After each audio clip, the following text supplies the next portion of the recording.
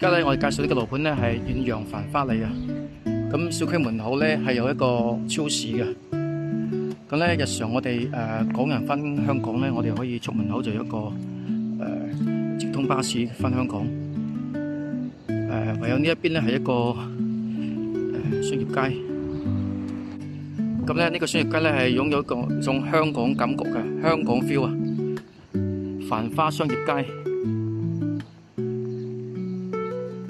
係按照香港大排檔嗰種80、90年代嘅風格。呢個超市咧可以解決到我哋日常生活所需必需品嘅日常生活嘅飲料、酒、鮮奶、水果、肉類、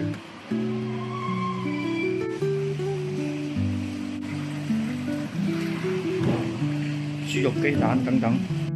而家我哋介紹呢個咧係遠洋繁花里89平方3房1衛嘅屋苑，入戶係一個玄關，可以做一個鞋櫃呢度。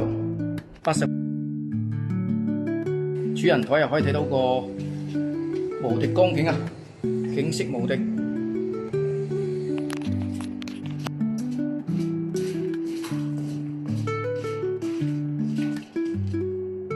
廚房、公共衛生間、客房嘅景觀係可以睇到光景嘅，採光非常好。呢邊房間都係睇到個光景嘅。而家咧，我哋到咗遠洋繁花里嘅小區園景睇下啦。咁咧，而家遠洋繁花里咧今年6月底咧就有嗰個56棟嘅收樓噶啦，均價係7500到8500嘅。咁55棟同埋有嗰個54棟咧係今年明年嘅2026年嘅年頭，即係1月份啊就可以收樓啦。